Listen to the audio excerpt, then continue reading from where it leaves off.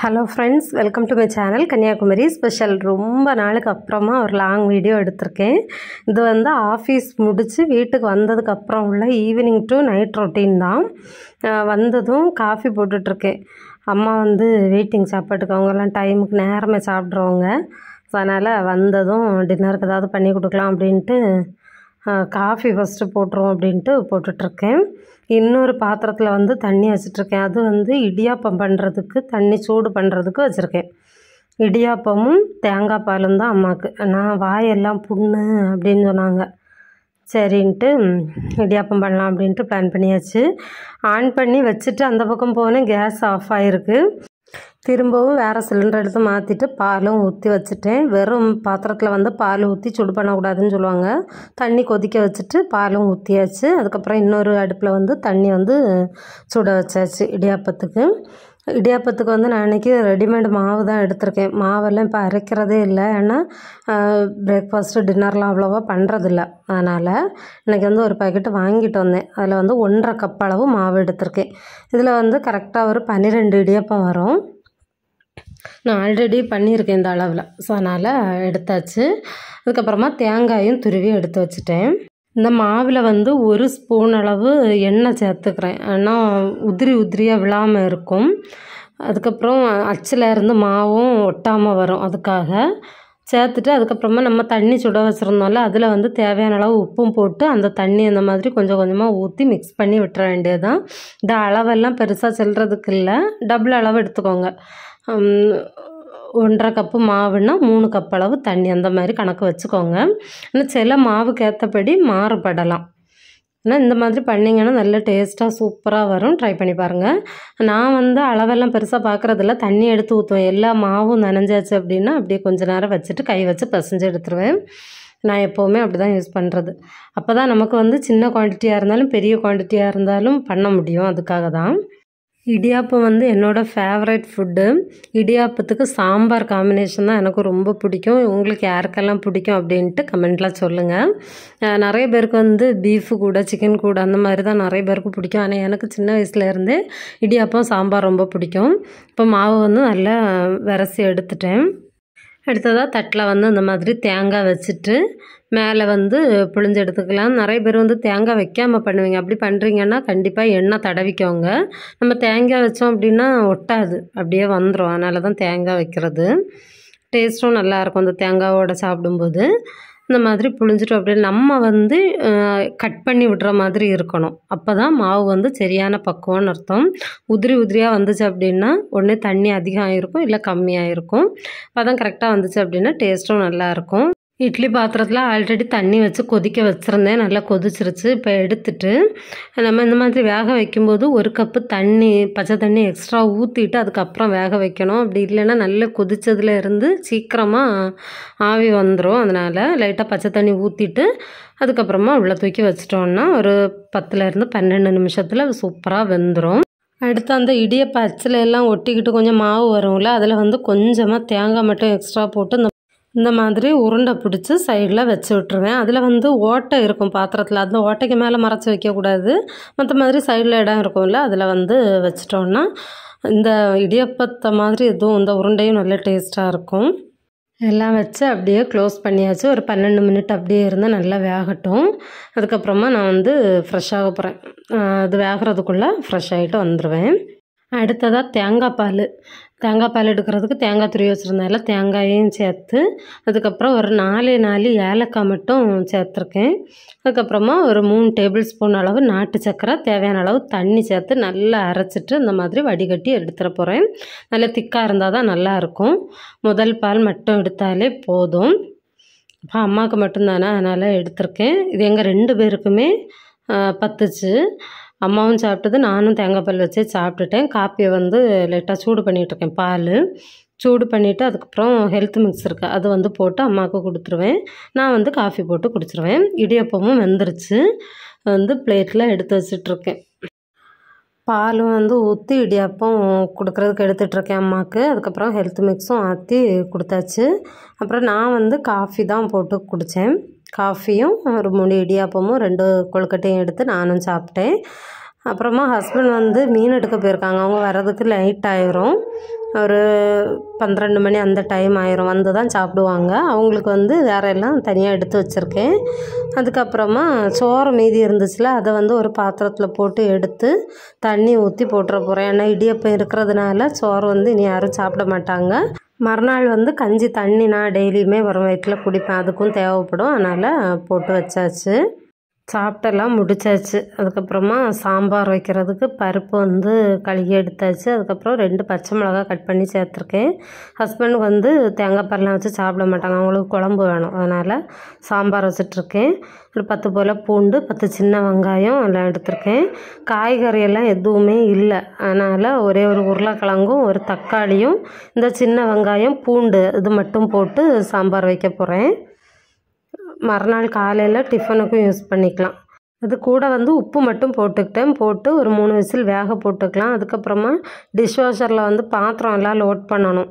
அதுவும் இந்த இடியாப்பம்லாம் பண்ணுற அன்றைக்கி கையால் நான் க்ளீன் பண்ணவே மாட்டேன். அந்த மாவு போய் அச்சில் உள்ளாடி எங்கெங்கெல்லாம் ஒட்டிகிட்ருக்கும், கடுப்பாயிருவேன். சரி அதான் மிஷினில் லோட் பண்ணலாம் அப்படின்ட்டு எல்லாம் லைட்டாக வாஷ் பண்ணி எடுத்து வச்சுருக்கேன். அந்த ஃபுட் பார்ட்டிகிள்ஸ் எல்லாம் இருக்கும்ல, அதை வந்து லைட்டாக வாஷ் பண்ணிவிட்டு எடுத்து வச்சுருக்கேன். அது ஏன் அப்படின்னா நம்ம ஃபில்டரில் போய் மாட்டிக்கும், அதனால். அதுக்கப்புறம் அதுலேருந்து பேட் ஸ்மெல் வரும். ப்ராப்பராக க்ளீன் பண்ணோம் அப்படின்னா மட்டும்தான் நம்ம இது வெசில்ஸ் எல்லாமே ஹைஜீனாக இருக்கும். அதனால் எல்லாமே லைட்டாக அந்த ஃபுட் பார்ட்டிகிள்ஸ் எதுவுமே இல்லாமல் லைட்டாக வாஷ் பண்ணி மட்டும் எடுத்து வச்சுருக்கேன். அந்த ஸ்பூனு அது இது எல்லாமே அதில் போட்டுருவேன். யூஸ் பண்ணுற பாத்திரம் அவ்வளோவுமே சில்வர் ஆனதுனால நமக்கு எந்த இதுவுமே பிரச்சனையும் இல்லை. ஹேண்ட் வாஷ் பண்ண வேண்டியது அதிகம் வராது. இதில் வந்து நம்ம கேஸ்ட் அயர்ன் போட முடியாது. அதுக்கப்புறம் வந்து உட்டன் ஐட்டம்ஸ் எதுவுமே போட முடியாது. அதுக்கப்புறம் அலுமினியம் அதெல்லாம் வந்து யூஸ் பண்ணக்கூடாது. நான் வந்து ஒரே ஒரு அலுமினியம் குக்கர் வச்சுருக்கேன், அது வந்து இதில் போடுவேன். ஆனால் இப்போதைக்கு அந்த குக்கர் யூஸ் பண்ணுறதும் இல்லை. வேறு எல்லா பாத்திரங்களுமே சில்வர் தான், அதனால் நான் வந்து ஃபுல்லாக அதில் எல்லாமே போட்டுருவேன். அதுக்கப்புறம் வந்து இது இண்டோலியம் தவா அதெல்லாம் வந்து நான் போட மாட்டேன். இப்போ வந்து எனக்கு ஹேண்ட் வாஷ் பண்ணுறதுக்கு மண் சட்டி இல்லை கேஸ்ட் அயர்ன் அந்த மாதிரி ஏதாவது இருந்தால் மட்டும்தான் ஹேண்ட் வாஷ் பண்ண வேண்டியது வரும். அதுக்கப்புறம் பெரிய பாத்திரம் இருக்குல்ல, இப்போ இந்த இட்லி பானை இருக்குல்ல, அது வந்து அதுக்கு உள்ளே வந்து வச்சோம் அப்படின்னா மற்ற எந்த பொருளும் வைக்க முடியாது. அதனால் அதை மட்டும் ஹேண்ட் வாஷ் பண்ணிடுவேன். இப்போ வேறு எல்லாமே உள்ளே தள்ளிடுவேன். ஆனால் ஃபுல் ஆகாமல் தான் இருந்துச்சு. இன்னும் சின்ன சின்ன பாத்திரம்லாம் இருந்துச்சுன்னா இன்னும் நிறைய போடலாம். நான் வந்து இருந்ததை மட்டும் வச்சுருக்கேன். அதுக்கப்புறம் வந்து இந்த கண்டெய்னர்ஸ் எல்லாம் யூஸ் பண்ணுறது அது எல்லாமே உள்ளே வச்சிடலாம். ஆனால் நான் மோஸ்ட்லி வந்து கிளாஸ் தான் யூஸ் பண்ணிகிட்ருக்கேன். அதனால அதுவும் எனக்கு பெரிய ப்ராப்ளம் இல்லை. அப்புறம் வந்து நிறைய பேர் கேட்டிருந்தீங்க, உங்களுக்கு வந்து டிஷ்வாஷர் யூஸ் பண்ணதுக்கப்புறமா கரண்ட் பில் வந்து வித்தியாசம் தெரியுதா அப்படின்ட்டு. எனக்கு எந்த சேஞ்சஸுமே தெரியலை. அதே மாதிரி அதுக்கு செலவு பண்ணுறதும் எனக்கு பெருசாக அதெல்லாம் தெரில. மிஷின் வந்து 1 இயருக்கு மேலே யூஸ் பண்ணிகிட்ருக்கேன். நான் ஒரே ஒரு தடவை தான் அதுக்கு போடுற பவுட்ரு, அதுக்கப்புறம் ரின்சைடு, அந்த சால்ட்டு, இது 3மே ஒரே ஒரு பேக்கு தான் வாங்கினேன்.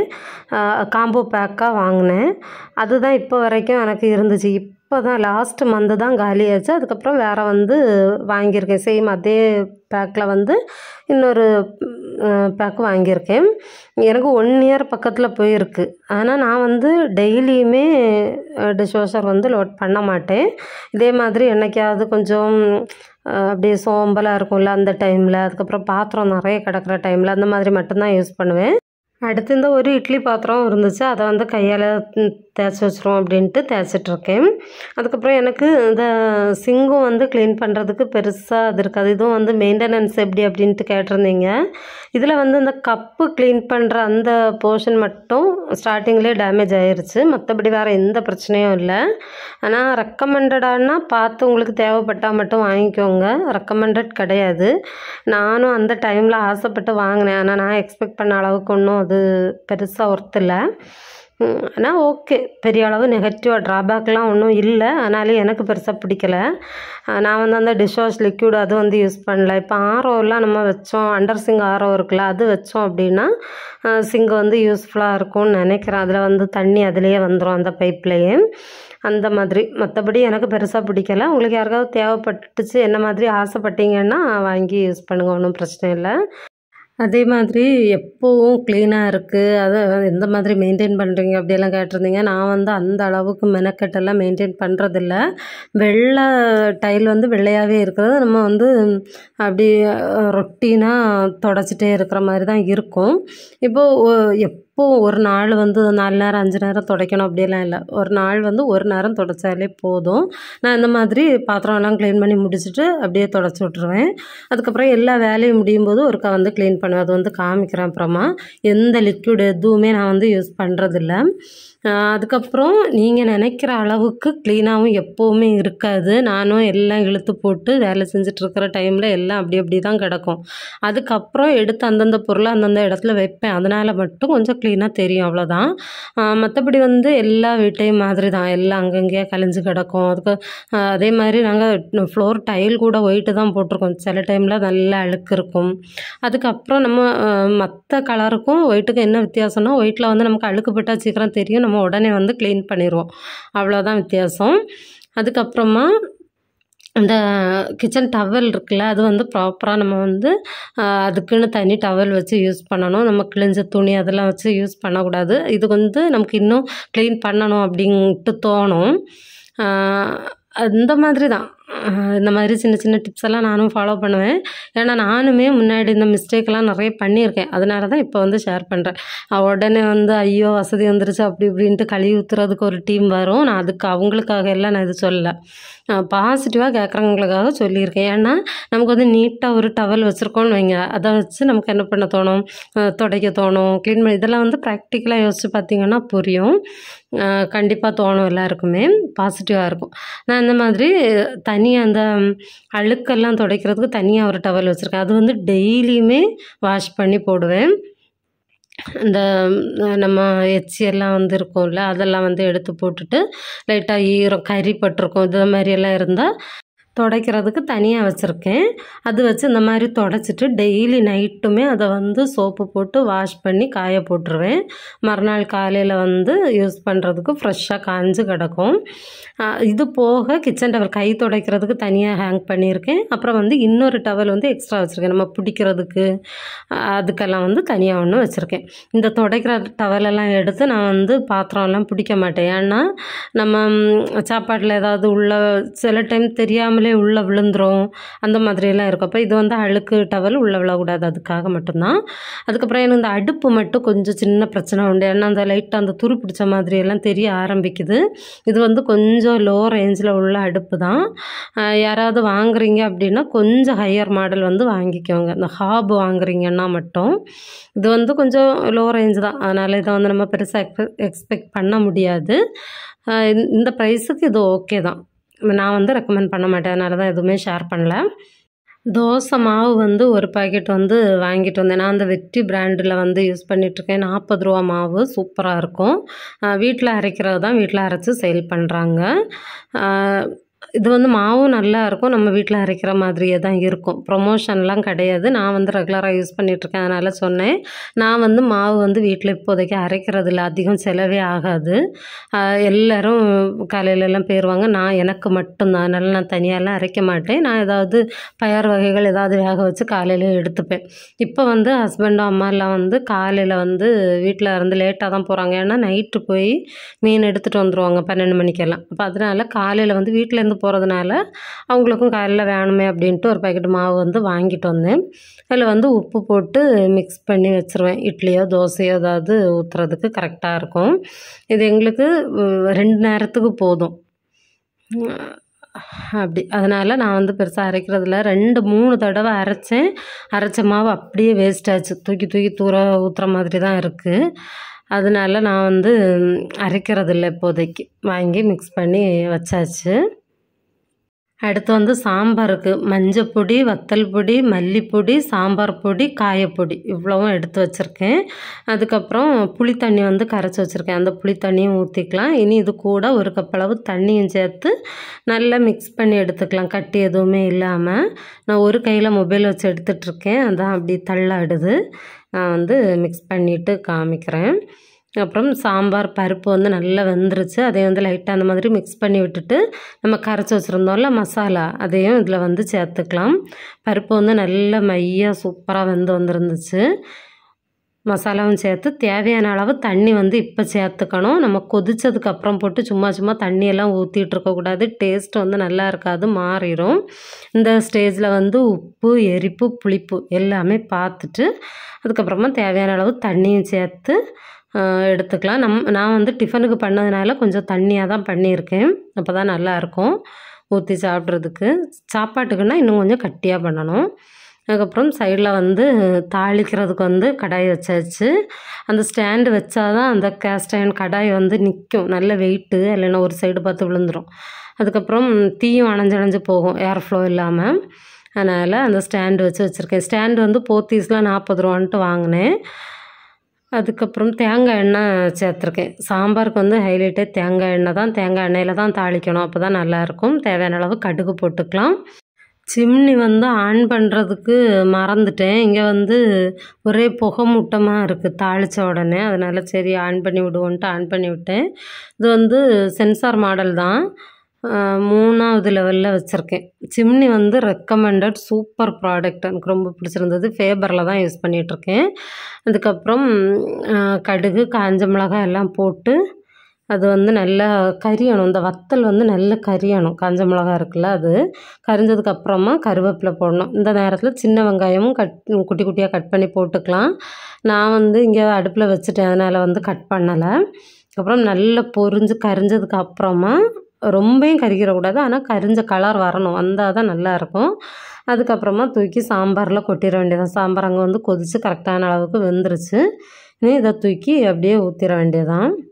சாம்பார் வந்து சூப்பராக வந்துருந்துச்சு. இறக்கி வச்சாச்சு. அதுக்கப்புறமா இது வந்து கஞ்சி தண்ணி ஊற்றி போட்டேன்ல, அது இருக்குது. அதுக்கப்புறம் இது வந்து பொரிச்ச மீன், காலைல பொரிச்சது. அதுக்கப்புறம் இடியாப்பம் ஹஸ்பண்டுக்கு எடுத்து வச்சுருக்கேன்.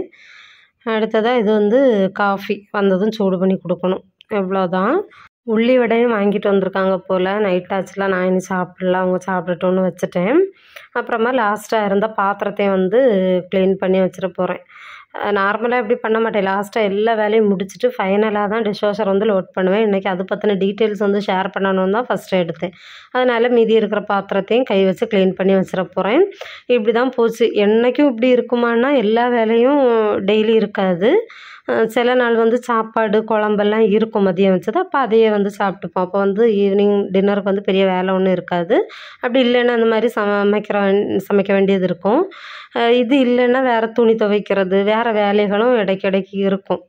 ஃபுல்லும் எப்படியும் ஆஃபீஸ் முடித்து வந்துட்டும் நைட்டு 11 மணி வரைக்கும் வேலை மட்டும் பஞ்சம் இல்லாமல் இருக்கும். ஏதாவது வேலை நடந்துட்டு தான் இருக்கும். ஃபைனலி ரொம்ப நாளுக்கு அப்புறமா ஒரு லாங் வீடியோ எடுத்து ரொம்ப ஹாப்பியாக இருக்குது. லாங் வீடியோ போடும்போது தான் அவங்களோட கனெக்ட் ஆகிற மாதிரி ஒரு ஃபீல் இருக்கும். 1 மினிட் வீடியோவில் அவ்வளோத்துக்கு எதுவுமே ஷேர் பண்ண முடியாது. நிறைய பேர் வந்து கமெண்ட்ஸுக்கு வந்து ரெஸ்பான்ஸ் பண்ணல அப்படின்ட்டுலாம் கேட்குறீங்க. எனக்கு வந்து அந்த அளவுக்கு டைமும் இல்லை இப்போதைக்கு, அதுதான் உண்மை. நான் வந்து இனி வந்து கண்டிப்பாக ரிப்ளை பண்ண பார்க்குறேன். இது வரைக்கும் வீடியோ பார்த்து சப்போர்ட் பண்ண எல்லாருக்கும் ரொம்ப ரொம்ப தேங்க்ஸ். வீடியோ பிடிச்சிருந்தா லைக் பண்ணி சப்போர்ட் பண்ணுங்கள். உங்களுக்கு என்ன தோணுதோ கமெண்டில் சொல்லுங்கள். நெக்ஸ்ட்டு வந்து அதை வந்து நம்ம கிளியர் பண்ணிடலாம். வீடியோ பிடிச்சிருந்தா லைக் பண்ணி சப்போர்ட் பண்ணுங்கள். பாய்.